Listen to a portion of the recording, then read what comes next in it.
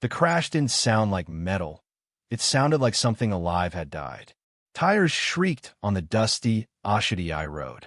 A black Bentley slammed into a yellow tricycle at full speed. Glass exploded. Smoke curled into the air. Horns blared in panic.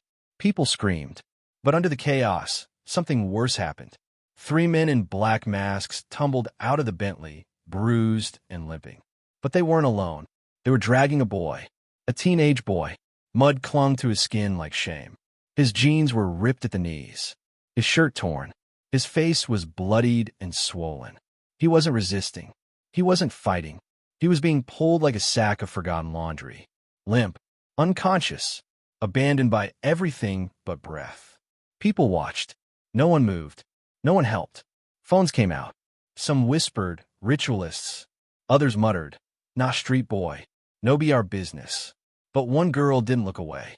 Amara stood just meters from the crash, her hands sticky with sweat. She wore a cheap black and white waitress uniform from Mama Esther's kitchen, soaked from a full day's labor. Her sandals were nearly broken. Her shoulders slumped from exhaustion. But her eyes locked on the boy. Something in her gut twisted. Not pity, not curiosity. Something else. She remembered her parents' words, words she had buried long ago. If you ever see evil and do nothing, it will grow bold. Her heart raced. Her knees wobbled. Fear crawled through her chest like ants. Still, she stepped forward and screamed, "Hey, stop. Leave him alone." The masked men froze. Her voice cracked the air like thunder. A second later, she shouted again, "Somebody help me." The crowd stirred. Some backed away. Others whispered. A few raised their phones. One of the masked men panicked. "Drop him. Let's go." They flung the boy to the ground like garbage and sprinted into the alley. Still, no one came forward. Only Amara. She ran, dropped to her knees, checked the boy's pulse, weak. His lips were dry. A cut glistened above his brow. He wasn't just injured. He was dying. She looked around, desperate. "Taxi," she screamed. "Please. Somebody." A dented yellow cab rolled hesitantly to the curb. The driver leaned out, squinting. "What had happened?" "Please," she gasped. "Help me. He's not breathing properly. We need to go to Federal Medical Center." The driver eyed the boy. "You sabi him? Nah, who be this one?" "I don't know," she snapped. "Just drive, I'll pay." She opened her purse. Inside, 3,200 naira. All she had. Food money. Survival money. She shoved it into his hand. "Just go. Please." The driver hesitated, then nodded. "Enter." With effort she didn't know she had, Amara lifted the boy into the back seat. He was heavier than he looked. Dead weight. She climbed in beside him, cradling his head on her lap. His breath rattled weakly. "Please don't die," she whispered. "Please." The drive took 15 minutes. It felt like a lifetime. Every red light was a betrayal. Every turn, a risk. At last, the hospital. Amara jumped out before the taxi stopped. "Help! Doctor! Nurse!" Staff came running. Stretchers rolled. Gloves snapped. Faces blurred past her. The boy was taken. Amara followed, running beside him, not knowing his name, not knowing why she cared, just that she couldn't let him die. In an emergency room, a doctor took control. Tall, calm eyes. "I'm Dr. Maxwell," he said. "We'll do everything we can. Do you know this boy? His name? Family?" Amara shook her head. I found him." She dug in his jeans pocket, desperate. A cracked phone. No password. She opened the call log. One name stood out, Dad. She didn't think. She tapped it. It rang. Once. Twice. Then a voice. Deep. Cold. Powerful. "Hello." Her voice broke. "Sir, I found your son. He's in bad shape. We're at Federal Medical Center. He needs surgery. Please." Silence. Then the man said, "Give the phone to the doctor." Now, Dr. Maxwell took it. "This is Dr. Maxwell," he said calmly. "Yes. We're prepping him now." "Yes, sir. I'll do everything." He ended the call. "Prep the theater," he shouted. "We're going in." Amara stood in the hallway alone. Blood on her hands. Sweat soaking her neck. Who was this boy? Who had she just called? Minutes passed like hours. Then, the doors flew open again. A black SUV skidded to a stop outside the hospital. Men in suits jumped out. The back door opened. and out stepped a tall man in white agbada, his face dark with fear, eyes red, jaw tight. He walked fast, purposeful. "Where is my son?" he demanded. A nurse pointed. He saw her, Amara, disheveled, drained, silent. "You," he asked. "You're the one who called?" She nodded slowly. His eyes scanned her from head to toe. A torn waitress uniform, dirt on her knees, blood on her sleeve, and something else. Dignity. "Where is he?" "They're operating," she whispered. The man's chest rose sharply. Then Dr. Maxwell appeared. "We're doing everything we can. He's stable for now, but it's serious." The man nodded, held the wall, then turned back to Amara. "What happened?" Amara hesitated, then spoke. "I saw them dragging him. At first, I thought he was just some street boy, but something felt wrong." She spoke fast, words tumbling out like a confession.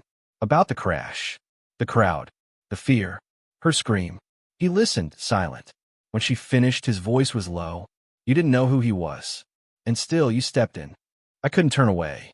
The man studied her again, as if trying to understand how someone like her, a girl in a dirty apron, could have that kind of courage. "My name is Chief Obina, he said. "That boy is my only son."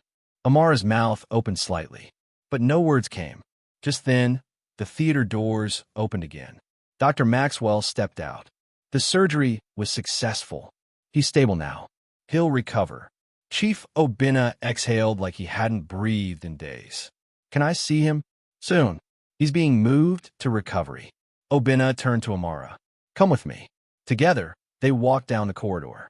In the recovery room, the boy lay still, bandaged, pale but breathing. Machines beeped around him like lullabies. Chief Obina took his son's hand. "I'm here, son. I'm here." Amara stood near the door, unsure if she belonged. The boy stirred. His lips moved. "Dad," he whispered. "Yes, I'm here," Obina said, holding back tears. "I don't know why they took me." "Chill.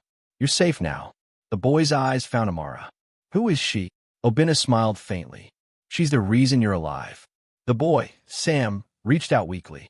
"Thank you," he whispered. Amara nodded, tears in her eyes. "I'm just glad you're okay." A nurse entered, whispering. "He needs to rest now." Outside, in the corridor, Obina turned to Amara. "What's your name?" "Amara." "Amara Chakudi. Where do you live?" "I stay in Araji. Small room. I work at Mama Esther's. Wash plates, serve food." "And your parents?" "They died when I was 16. Car accident." He looked at her, really looked, and something shifted. "You saved my only child," he said. "You're not a stranger anymore. You're family."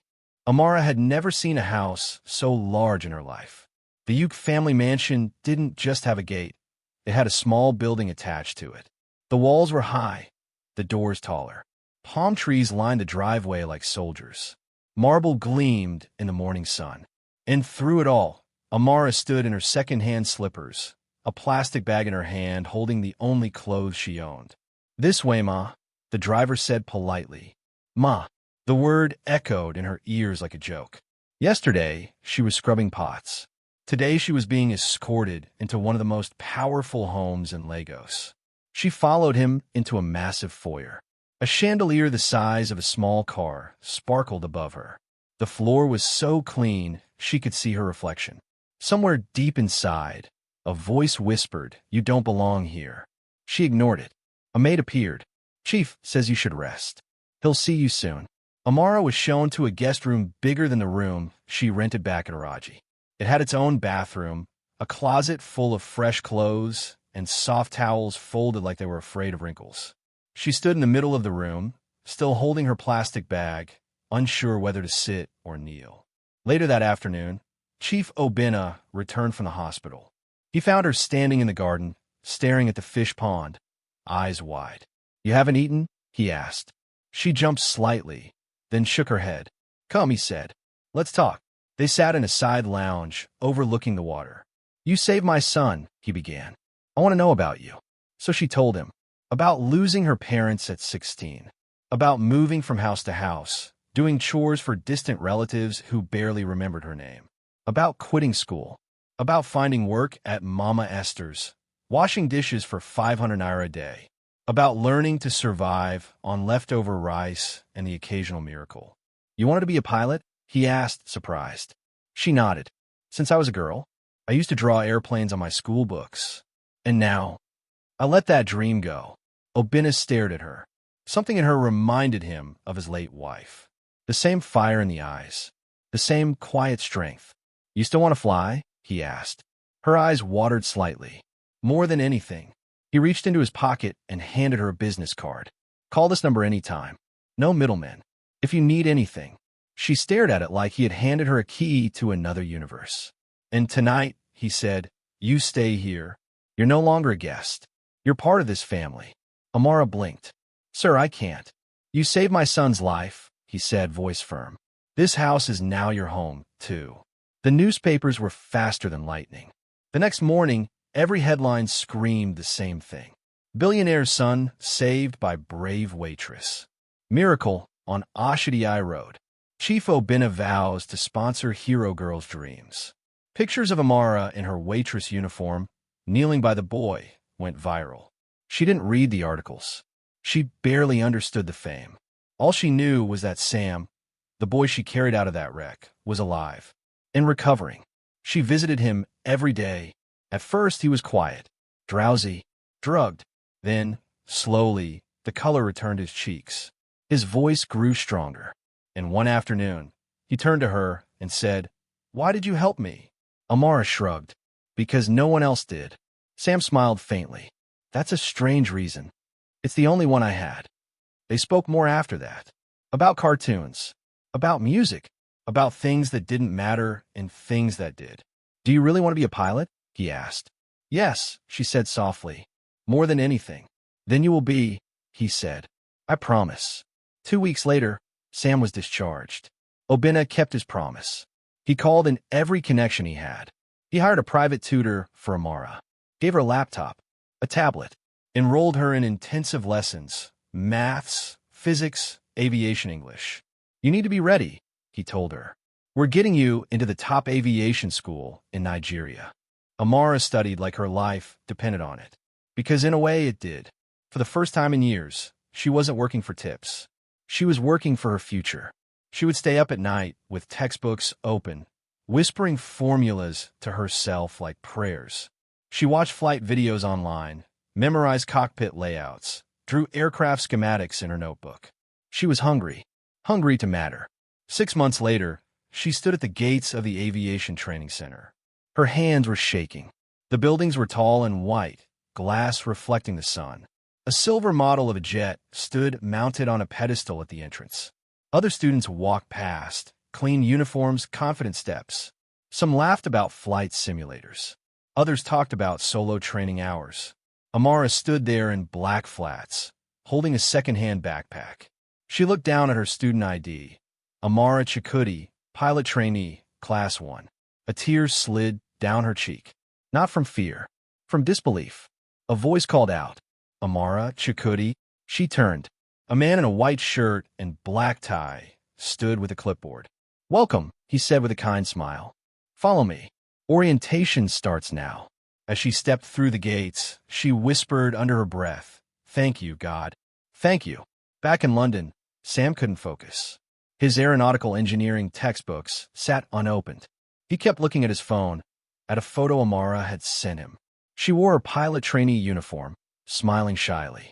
You've been staring at that picture all week, his roommate Jaden teased. Who is she? Girlfriend?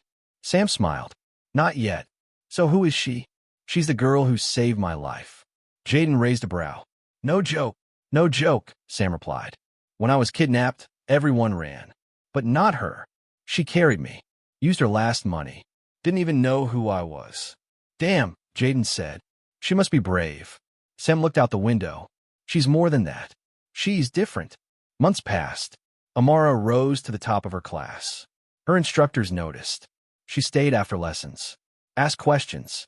Practiced every maneuver until it was perfect. She scored top marks in simulations. Memorized every emergency protocol. But she never changed. She still wrote in her old notebook, the one with the plain sketch on the back. Still prayed before every test. Still remembered the girl who once washed dishes for leftovers. One evening, her phone rang. Chief Obinna's voice came through. Sam told me about your results. I'm proud of you.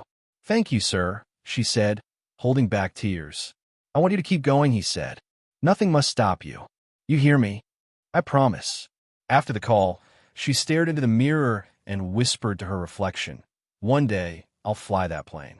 But just as her dreams began to soar, a shadow stirred behind the scenes.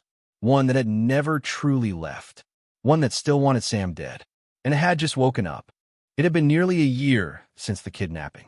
A year since Amara dragged a dying boy out of the dust and into her world. Life had changed, but danger had not disappeared. One evening, 2 months after Amara passed her midterm pilot exams, she stood on the balcony of the Uke family mansion in Banana Island. The sun was melting into the sea, casting everything in warm gold. From inside came the soft giggles of her twin babies, Ifai and Nugoi, just 6 months old. Sam stepped behind her, wrapping his arms around her waist. You're quiet, he said. She leaned into his chest, just thinking about. She hesitated, then asked quietly, Do you ever wonder why they kidnapped you? Sam didn't answer at first. His fingers tightened slightly around her arms. Every day, she turned to face him. Did your father ever find out who they were? Why they took you? Sam looked away. His jaw clenched. They traced the men, a criminal gang. But their leader, a man named Django, he disappeared, vanished after the crash. Amara's heartbeat quickened. The name felt too sharp, too familiar. Sam went inside and came back holding a brown envelope. This came 2 days ago, from one of the private detectives. He opened it slowly. Inside, grainy CCTV footage. It showed the same black SUV used in the kidnapping parked outside a large compound. Amara stared. Whose house is that? Sam hesitated. It's my Uncle Johnson's estate. Her eyes widened. Your father's younger brother? He nodded. He always resented my dad. Blamed him for not giving more, not helping when his business failed. He used to say, Your father feeds the world but stars his own blood. Amara sat down slowly. Her knees were weak. Sam pulled out another photo. This one showed Django entering the same compound. Dated 2 days before the kidnapping. I didn't want to believe it, he said. But the evidence. Amara was silent. Then whispered, Sam, do you remember the night in the hospital? When you were in recovery. A nurse ran in saying someone was trying to force the emergency exit. Security scared him off. Sam's eyes darkened. That wasn't random. It was him. He stood up pacing. They think he came back to finish the job. But you were there, and that scared him off. Silence fell over the room. Amara whispered, Someone wanted you dead. Sam nodded. Not just kidnapped. Erased. The next day, Amara asked to speak to Chief Obina. She found him in his study, surrounded by legal files and old family portraits. He looked up as she entered. Amara, come in. She placed the photos on the table without a word. He picked them up. His hand froze. Johnson, he breathed. He swore he'd changed. I gave him money twice. Tried to help him restart his company. He lost it all, gambled it away. Do you believe he could do this? Amara asked. Obina didn't answer. He just stared at the wall, then said, After Amanda died, my wife, Johnson didn't even come to her funeral. Amara leaned forward. He never forgave you. Obina stood, anger tightening every step. I'm calling the commissioner. This must be handled quietly. No, Amara said suddenly. He turned, surprised. What? Let me go to him. Obina stared. You want to walk into the house of a man who tried to kill my son? As a stranger, he won't see me coming, she said. Let me find out the truth. I've faced worse. He didn't answer at first. Then, quietly, he said, You are the bravest person I've ever met. The following afternoon, Amara dressed in plain jeans and a blouse. She carried a fake event brochure and introduced herself at the gate as a local entrepreneur seeking sponsorship for an upcoming school program. Johnson allowed her in. The estate was colder than she expected. Quiet, too quiet. The walls were lined with dusty portraits of smiling faces, none recent. The furniture gleamed with the kind of perfection only emptiness brings. Johnson appeared in a burgundy robe, sipping tea. You look familiar, he said, scanning her brochure. Where have I seen you? Amara smiled softly. Perhaps in the news. I'm the girl who saved Chief Obina's son. The cup paused midair. She leaned forward. Or maybe you saw me at the hospital. The night someone tried to sneak into the emergency ward. His eyes sharpened. His voice dropped. I don't know what you're talking about. She held his gaze. I think you do. A long pause. Then he laughed. You're bold. I had to be. That night, I picked Sam up from the ground because I saw something in him. Something worth saving. I didn't know who he was. I just knew he mattered. She reached into her bag, took out a small recorder, switched it on. Now I know who wanted him gone. He stood slowly. Do you think this will scare me? No, she said calmly. But they will. She glanced at the window. Sirens blared in the distance. Johnson moved quickly, but it was too late. The front door burst open. 2 officers entered. Behind them, Chief Obina himself. Johnson's face crumbled. You betrayed your blood, Obina said quietly. You left me behind. Johnson roared. You gave money to strangers while I drowned. And so you tried to kill my son? Johnson was handcuffed. As they dragged him out, he spat on the floor. That girl, she ruined everything. Obina turned to her. No, he said. She saved everything. It took days to sink in. That the monster had been in the family all along. That someone who once held baby Sam in his arms had later planned his death. Sam took it hard. He sat in the garden, silent, barely responding. Amara brought him tea. How are you holding up? She asked. He shrugged. He used to bring me candy when I was little. I thought he was just shy, but he was watching all along. Watching and hating. Amara held his hand. I've learned something, she said softly. Some people don't hate you for what you did. They hate you for what you have. He looked at her. You had nothing when I met you, but you gave everything. She smiled faintly. All I had were my parents' voices, their values. Even when I had nothing, I still had that. He touched her cheek. You saved me. She nodded. And you gave me back the sky. They sat there, under the soft glow of a Lego sunset. And somewhere far away, the past closed its final door. But for Amara, something else was beginning. A new vision, a bigger dream. And it would take her back to where she once stood, invisible. Except this time, she wasn't the one looking for hope. She was becoming the one who gave it. 6 months passed like a breeze through an open cockpit. Amara's days were no longer filled with plates and pots. They were filled with pre-flight checks, simulations, and sky maps. She had grown in her navy blue uniform like it had been stitched for her soul. The instructors at the aviation training center no longer saw her as the waitress who stumbled in. They saw her as their star. But no one knew what she whispered to herself before each test. You are not invisible anymore. One cloudy Tuesday, her instructor, Captain Ballaghan, stopped beside her during simulation review. Amara, he said, scratching his salt and pepper beard, you ever think about what kind of pilot you want to be? She blinked. Sir, some people fly for airlines. Some do cargo. Some fly private jets for politicians with too much money and no punctuality. But you, he said, tapping her student file, you've got something I don't see often, grit and gratitude. Amara smiled quietly. I want to fly like I belong in the sky, like I earned every meter of it. He chuckled. Well, buckle up. Your solo flight's coming soon. The day came faster than she expected. She stood on the tarmac beside a small, white Cessna aircraft, hands trembling, adrenaline humming under her skin. Sam had returned home the night before. He was waiting on the viewing deck with Chief Obina, both watching as she climbed into the cockpit. Her instructor handed her the radio headset. You ready? No, she said truthfully, but I'm going anyway. He grinned. That's exactly what ready sounds like. Inside the cockpit, she performed the checks like she'd practiced 1,000 times. Tower, this is trainee Amara Chakudi, requesting clearance for takeoff. The reply crackled through the radio. Cleared for takeoff. Runway 2. She pushed the throttle. The engine roared. The plane rolled forward. The runway blurred beneath her, then air. Her wheels lifted. The ground fell away. And for the first time in her life, Amara wasn't reaching for the sky. She was inside it. From the deck, Sam watched with wide eyes, a hand over his heart. Chief Obina stood beside him in quiet awe. She's born for this, the chief said. Sam nodded. Yes, and she still doesn't believe it. Amara completed a flawless loop and returned, landing with the precision of a seasoned flyer. As she stepped down, students and instructors clapped. And then she saw him. Sam, dressed in a black suit and blue shirt, standing beside the runway, holding something small in his palm. She walked toward him, confused. And then he knelt. Gasps filled the air. Even the instructors froze. "Amara Chakutty," Sam said, voice trembling. "You didn't just save my life, you changed it.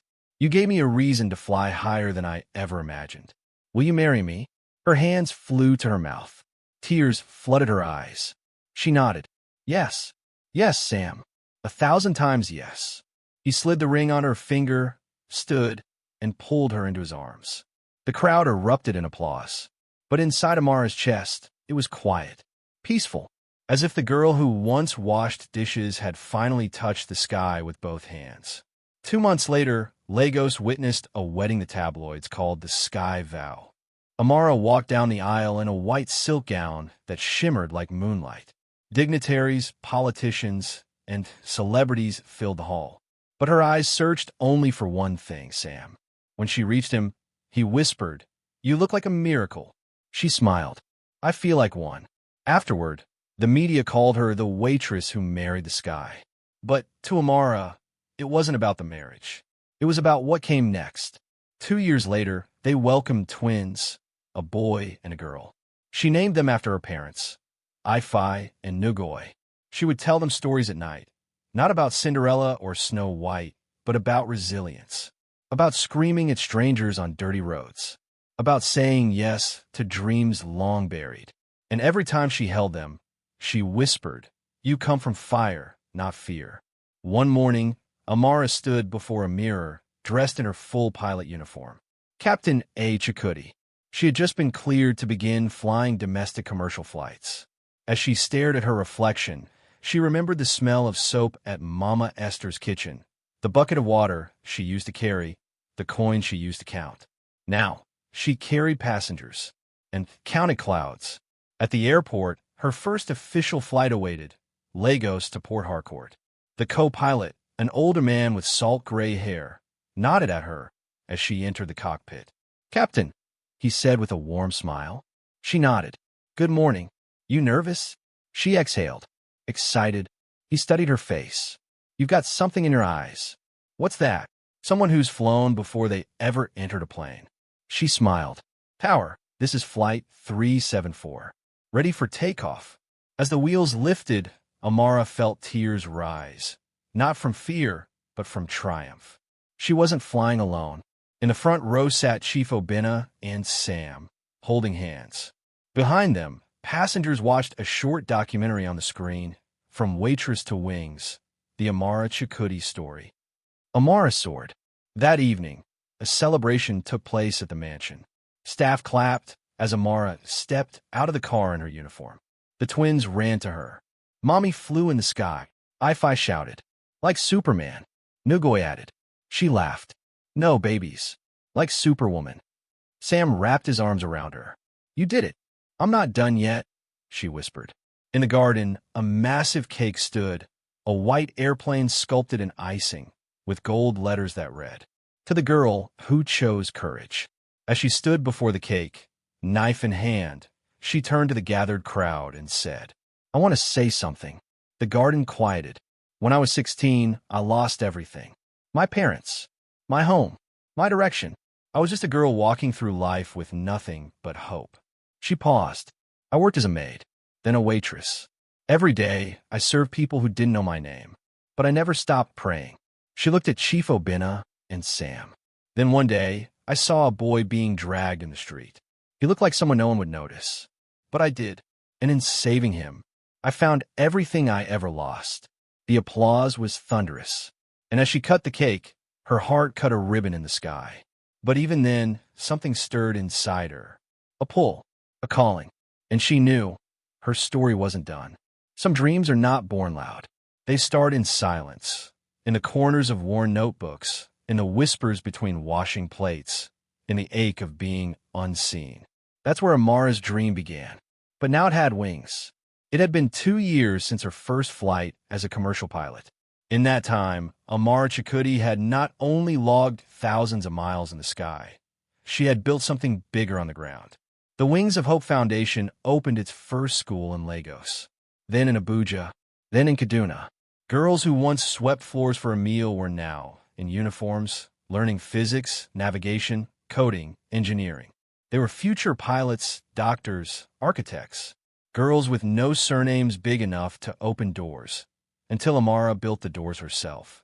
She didn't just fund the foundation. She lived inside it. She visited every class, walked every hallway, sat with every girl who looked unsure, and asked the same question. What do you see when you close your eyes at night? Some said stars. Some said nothing. Some said escape. Amara always answered the same way. Then let's start there. Her own children were growing fast. Ifi loved stories. Nugoy loved silence. One night, while tucking them in, Ifi asked, "Mama, did you always know you would fly?" Amara smiled softly. "No, I just always hoped I'd stop falling." They didn't understand the weight of those words yet, but one day they would. Meanwhile, Sam had taken a back seat from his engineering projects to help manage Wings of Hope. They worked together. They argued sometimes about scale, about risk, about expansion. But they always ended those arguments the same way, on the balcony under the stars. "You still dream too big," he'd say. "You don't dream big enough," she'd reply. He would kiss her forehead, and they'd fall into silence, watching the sky like old friends. One afternoon, a courier brought a brown envelope. There was no return address. Inside, a single photograph. Grainy. Security camera footage. A man walking through a market. Scar on his cheek. Bald head. Django. Alive. On the back of the photo, written in red ink, "Some debts are never forgotten." Amara stared at it for a long time. Her hands were still. Her breath, even. She put the photo back in the envelope, burned it, and went back to her desk, where a list of new scholarship applicants waited. She had lived too long in fear to return to it. Her final commercial flight came sooner than expected. Flight 447 to Calabar. A short domestic run. She was in the cockpit beside a new co-pilot, a 24-year-old girl named Halima, fresh out of training. "You're the reason I became a pilot," Halima said, her hands gripping the controls tightly. "I watched that video of you flying solo maybe 100 times." Amara smiled. "Then let's make this your first flight memory." The flight was smooth. Landing, perfect. Passengers clapped. One man asked for a selfie. A woman whispered, "You make us proud." When Amara stepped off the plane, airline staff gathered to present her with a plaque for breaking the ceiling, then teaching others to fly through it. She held it with quiet grace. That night, she didn't speak much at dinner. She sat outside on the balcony as the wind rolled off the ocean. Sam joined her. "You're still up," he said, handing her tea. "I've been thinking," she replied, "about what comes next. You've already done more than enough." "No," she said, "not yet." 3 weeks later, she stood on stage again, this time at the inauguration of Wings of Hope's new national HQ. 10,000 girls across Nigeria were now in the program. They called her Captain Amara. Some called her Madam Wings. But to most, she was simply the proof that the impossible wasn't. She stepped to the microphone. "When I was 16, she began, I lost everything. My family, my home, my direction." She paused. "I worked in kitchens where no one knew my name. I served food to people who wouldn't look me in the eye. And I dreamed." She looked out at the crowd. Rows of young girls, some standing in ill-fitting uniforms, shoes borrowed from cousins, notebooks pressed to their chests like lifelines. "I dreamed of flying, of being seen, of becoming more than what the world expected of me." She smiled. "And one day, I saw a boy being dragged on a dirty road. And I screamed. That scream, it didn't just save him. It saved me." The hall went silent. Not even a breath. "I want you to know," she said, voice breaking slightly, "you don't have to wait for permission to change your life. You don't need to be rescued. Sometimes, you are the rescue." Tears fell in the crowd. She raised her hand. "Let's fly," and the girls stood up. Hundreds of them. Some raised fists. Some raised their notebooks. Some simply cried. But they all stood. Because she had stood once, when everyone else sat still. Later that night, as she walked through the new Wings of Hope campus, she passed a girl alone, sitting under a mango tree. The girl looked maybe 13. Dirty shoes, Uniform too big. Amara sat beside her. You okay? The girl nodded. What's your name? Saad. Why are you out here? I didn't think I'd get in. I don't speak good English. I don't know math very well. But they said yes anyway. Amara smiled. I didn't speak English well either. And I used to fail math. Saad looked up. Really? Yes. But I had something stronger than talent. What? Desperation. They both laughed. Amara stood. Let's go inside. You start classes tomorrow. Saad followed. Step by step. What do you think of Amara's journey? Where are you watching from? If this story inspired you even a little, leave a comment, share it with someone who needs it, and don't forget to subscribe for more powerful, true-to-life stories that remind us. Courage changes